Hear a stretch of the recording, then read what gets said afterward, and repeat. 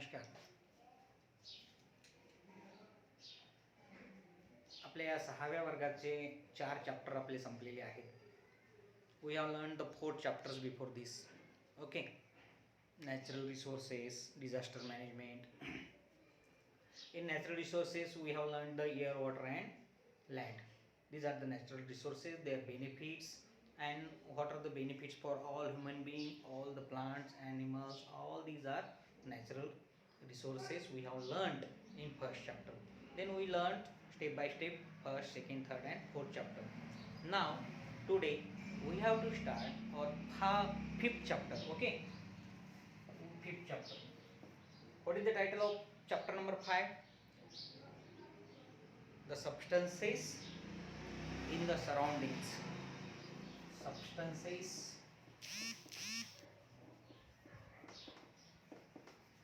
in the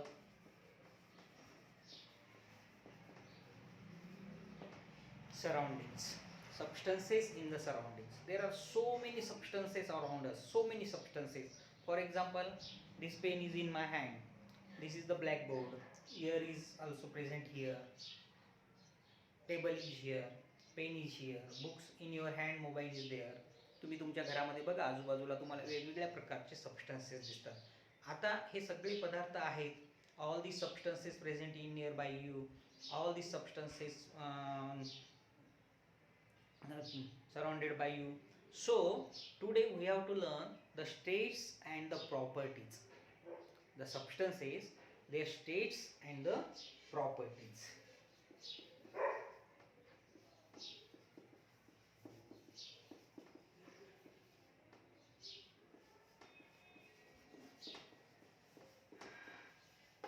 Their states and properties. या सर्व पदार्थांच्या अवस्था आणि त्यांचे गुणधर्म आपल्याला या 5व्या चॅप्टरमध्ये शिकायचे आहेत. या अगोदर आपण या पदार्थांबद्दल काहीतरी शिकलेलो आहोत. We have learn the states of the substances. आठवा, तुम्हाला थोडंसं रिमाइंड करा. सो काय आठवता येईल आपल्याला? या अगोदर आपण बघितलेले आहे पदार्थाच्या कोणत्या कोणत्या अवस्था असतात. तर तुम्हाला माहिती आहे, तुम्ही मराठीमध्ये पण शिकलेले आहे, इंग्लिशमध्ये पण शिकलेले आहे. There are 3 states. How many states are there? 3 states are there. Which are that 3 states? Which are that 3 states? Yes, correct. Solid, liquid and gaseous. Very right. So solid, liquid and gaseous, these are the 3 states of substances. हे आपल्याला माहिती आहे. Solid. So this is the example of solid substance. Solid. Okay, example of solid substance. Then this is the example of liquid substance. Petrol is there. Petrol आहे. So liquid substance. This is also solid. आणि air which is present around us, this is gaseous state. पाण्याची वाफ आहे किंवा मग इथं उपस्थित हवा. आपल्याला माहिती आहे, air is a number of mixture of gases. Air is a mixture of number of gases. So which are that gases? Hydrogen, oxygen, argon, neon, some inert gases. All these are in gaseous state. Okay. So these are the states: solid, liquid and gaseous. 3 states. Okay. Now which things we have to learn in this chapter? The next step of the 3 state. मग याची the changes of the state of substances. Changes of the state of substances. या पदार्थांच्या अवस्था कशा बदलतात? आपल्याला माहिती आहे, हे तेल घट्ट झालेलं आहे. तेल घट्ट झाल्यानंतर हिवाळ्यामध्ये जेव्हा तेल घट्ट होते तेव्हा आपण त्याला थोडंसं उन्हाला नेऊन ठेवतो म्हणजे त्याला थोडीशी उष्णता देतो. We supply heat and that's why it transfer into liquid, changes into liquid state. जेव्हा आपण याला सॉलिड स्टेटमध्ये असलेल्या तेलाला उष्णता देतो तेव्हा त्याचं लिक्विड स्टेटमध्ये रूपांतर होते आणि तेव्हा त्याला अजून उष्णता दिल्यानंतर थोड्या वेळाने त्याचं वाफेमध्ये रूपांतर व्हायला सुरुवात होते, म्हणजे it is in gaseous state. Gaseous state म्हणजेच जेव्हा आपण एखाद्या पदार्थाला उष्णता देतो तेव्हा त्याचं पदार्थाचं अवस्थांतर होते, एका अवस्थेमधून दुसऱ्या अवस्थेमध्ये. सॉलिड स्टेटमधून ते लिक्विड स्टेटमध्ये जाते, लिक्विड स्टेटमधून ते गॅसियस स्टेटमध्ये जाते. तर अशा पद्धतीने when a substance change from one state to another, when a substance change from one state to another, that is the process is called changes of the state of substances. मग अनेक वेळा अनेक पदार्थ आपण बघत असतो. तुमच्या घरी कापुराच्या गोळ्या आहे, डांबर गोळ्या आहेत, पाणी आहे, वेगवेगळे पदार्थ पाहत असतो. बर्फ ते तर फार चांगलं एक्झाम्पल आहे. जेव्हा आपण याला हीट देतो, आईस सॉलिड स्टेटमध्ये आहे, त्यानंतर वॉटर लिक्विड स्टेटमध्ये आहे आणि वेपर गॅसियस स्टेटमध्ये आहे. अशा प्रकारे आपण वेगवेगळ्या स्टेटचं अवस्थांतर, या पदार्थांच्या अवस्थेचं अवस्थांतर कसं होते ते बघितलेलं आहे. जेव्हा आपण हीट कमी करतो तेव्हा याच्या उलट ही प्रक्रिया घडते. जेव्हा हीट देतो तेव्हा solid to liquid, liquid to gas, आणि जेव्हा हीट कमी करतो तेव्हा liquid to gaseous to liquid, liquid to solid. अशा पद्धतीने याचा उलट क्रम चालू होतो. मग एक एक्झाम्पल बघूया आपण. आता हे सॉलिड स्टेटमध्ये आहे. काय काय आहे, याचे काय गुणधर्म आपल्याला सांगता येतील? What are the properties? याला एक डेफिनेट आकार आहे. सॉलिड स्टेटमधल्यांना एक शेप आहे. It has a definite shape and it has a definite volume. Definite shape and volume, this is the property of solid state substances. त्याला कुठेही तुम्ही ठेवा, इथे ठेवा, इकडे तिकडे ते घरंगळणार नाही. पण या उलट लिक्विड स्टेटची काय प्रॉपर्टी आहे? याला कुठल्याही प्रकारे शेप नाही. It does not have shape but it has volume of the, it occupies the volume of that container. ज्या कंटेनरमध्ये तुम्ही टाकाल त्याच्या एवढा त्याचा आकारमान होते, म्हणजे तुम्ही त्याचा व्हॉल्यूम निश्चित करू शकता. परंतु जेव्हा आपण त्याला एखाद्या ठिकाणी टाकलं तेव्हा ते उताराच्या दिशेने वाहते. म्हणजेच it spreads on a flat surface on pouring, flows downwards along the slope. एखाद्या उताराच्या दिशेने वाहते.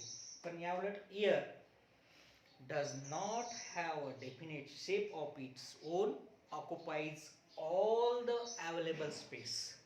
जितकी जागा उपलब्ध आहे ते पूर्ण जागा ते ऑक्युपाय करते. It occupies all the space आणि त्याला कुठल्याही प्रकारचा आकार नाही. ज्या ठिकाणी does not have a definite volume, on changing the pressure on a gas in a closed container, its volume also change. जसं पाणी एखाद्या याच्यामध्ये टाकलं, त्याला दाबलं, त्याचं व्हॉल्यूम बदलत नाही, परंतु हवेलाचं मात्र व्हॉल्यूम नेहमी त्या कंटेनरच्या प्रेशरवर डिपेंड आहे. So these are the properties of solid, liquid and gaseous state. Then आपण वारंवार असं म्हणत आहे की जेव्हा त्याला टेम्परेचर देऊ तेव्हा ते सॉलिड स्टेटमधून लिक्विड स्टेटमध्ये जाईल. मग हे पूर्ण टेम्परेचर त्याचं कमी केलं किंवा जास्त केलं हे आपल्याला कळणार कसं? बऱ्याच वेळा पाणी गरम झालं का आंघोळीचं हे बघण्यासाठी आपण हात टाकून बघत असतो. हाताला चटका लागला की आपण पटकन म्हणतो पाणी गरम झालं. परंतु अतिउष्ण पदार्थ आहे, तेल आहे, कढईतलं तेल, त्या कढईतल्या तेलामध्ये आपण बघू शकत नाही, अंदाज घेत असतो.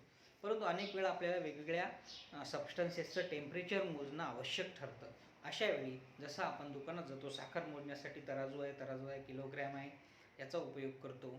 तर किलोग्रॅम त्याचं हे युनिट आहे. केळं असेल तर डझन आहे.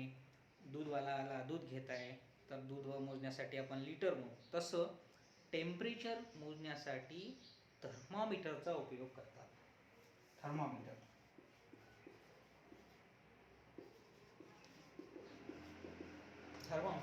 आपण बघितलेलं आहे. मागच्या वर्षी मी तुम्हाला थर्मोमीटर दाखवलं होतं.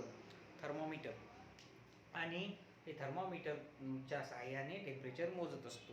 And degree Celsius is the unit. Degree Celsius is the unit of measuring temperature. There are several types of thermometers. अनेक प्रकारचे थर्मोमीटर आहे. आता द डिजिटल थर्मोमीटर आलेले आहेत. द डिजिटल थर्मोमीटर, आणि त्यासोबतच त्या डिजिटल थर्मोमीटरमध्ये वेगवेगळ्या प्रकारची डिजिटल आकडेवारी आपल्याला दिसत असते. त्यासोबतच म्हणजे डायरेक्ट टेम्परेचर दिसते. त्यामध्ये थर्मोमीटर अशा पद्धतीने आपल्याला म्हणजे ट्रॅडिशनल थर्मोमीटर्स आहेत ते वापरायची गरज नाही.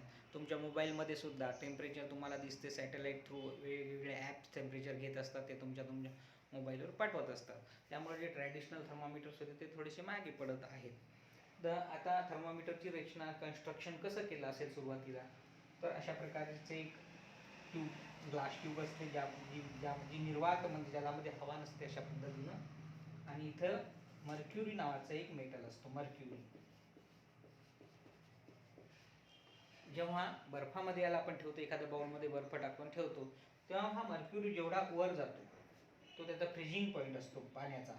याला 0 डिग्री सेल्सिअस करतात. नंतर त्या पाण्याला उष्णता दिली जाते. जेव्हा ते पाणी उकळते, उकळल्यानंतर ज्या टेम्परेचरला हे पाणी उकळते तिथे अशा प्रकारे 100 डिग्री सेल्सिअस असं मार्क केल्या जाते. आणि असं मार्क केल्यानंतर 0 to 100 डिग्री सेल्सिअस आपण काढलेलं आहे, 0 to 100 डिग्री सेल्सिअस. आणि मग याच्यामध्ये सारख्या प्रकारचे 100 भाग केले जातात, 100 पार्ट. आणि 100 पार्ट केल्यानंतर मग त्याला 0 to 100 म्हणजे 1 2 3 4 असे मार्किंग केलं जातं आणि ते टेम्परेचर मोजलं जातं. त्यामध्ये मर्क्युरी हा मेटल्स वापरला जातो. एकदम 19th सेंचुरीमध्ये विल्बर जिब्स नावाचे सायंटिस्ट होते. त्यांनी सर्वात पहिल्यांदा हे सबस्टन्सेसच्या प्रॉपर्टीज आपल्याला सांगितलेल्या आहेत. त्यानंतर आपल्याला एक महत्त्वाचा मुद्दा बघायचा, जे मी तुम्हाला आता म्हटलं की पाणी उकळते, पाणी फ्रीज होते. मग पाणी ज्या टेम्परेचरला उकळते त्याला बॉइलिंग पॉईंट असं म्हणतात. Boiling point, boiling. आणि पाण्याचा बॉइलिंग पॉईंट आहे 100 degree Celsius is the boiling point of water. And ज्या टेम्परेचरला ते फ्रीज होते त्याला फ्रीजिंग पॉईंट म्हणतात, ते आहे 0 डिग्री सेल्सिअस. पाण्याचा फ्रीजिंग पॉईंट 0 डिग्री सेल्सिअस आणि बॉइलिंग पॉईंट 100 डिग्री सेल्सिअस. यावरून फ्रीजिंग पॉईंट आणि बॉइलिंग पॉईंट हा फिक्स केलेला आहे. परंतु प्रत्येक पदार्थाचा फ्रीजिंग पॉईंट आणि बॉइलिंग पॉईंट सेम नसतो. वेगवेगळ्या पदार्थांचा फ्रीजिंग पॉईंट आणि बॉइलिंग पॉईंट वेगवेगळा असतो. तर जसं कॅन्डल आहे, एक मेणबत्ती आहे आपण ज्यापासून वॅक्स, त्याचा बॉइलिंग पॉईंट आहे 350 डिग्री सेल्सिअस कॅन्डल, आणि फ्रीजिंग पॉईंट आहे 60 डिग्री सेल्सिअस. प्लास्टिकचा,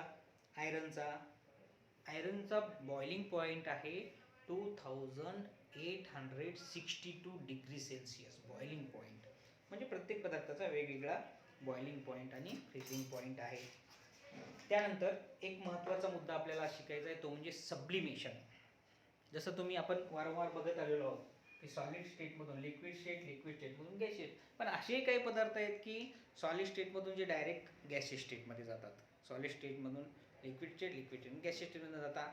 मधली पायरी कट, सॉलिड स्टेटमधून डायरेक्ट लिक्विड गॅसियस स्टेटमध्ये जातात. जसं उदाहरण तुमच्या घरी असलेलं कापूर तुमच्या हातावर ठेवा, एखाद्या टेबलवर ठेवा. टेबलवर दिवसभर ठेवल्यानंतर पहा की संध्याकाळी तो छोटा झालेला दिसेल किंवा दुसऱ्या दिवशी ते गायब झालेलं दिसेल तुम्हाला, म्हणजे त्याचं वाफ झालेली दिसेल तुम्हाला. तर अशा पद्धतीनं ज्याचं रूपांतर हे सॉलिड स्टेटमधून लिक्विड स्टेटमध्ये न होता डायरेक्टली गॅसियस स्टेटमध्ये होते, तर या प्रोसेसला म्हणतात sublimation. The change of a solid substance directly into a gas or vapor without first changing into a liquid is called sublimation.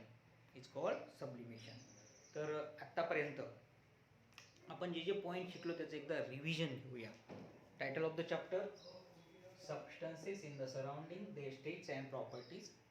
Then 3 states are there: solid, liquid and gaseous. These 3 states. Then changes of the state of substance when we supply heat.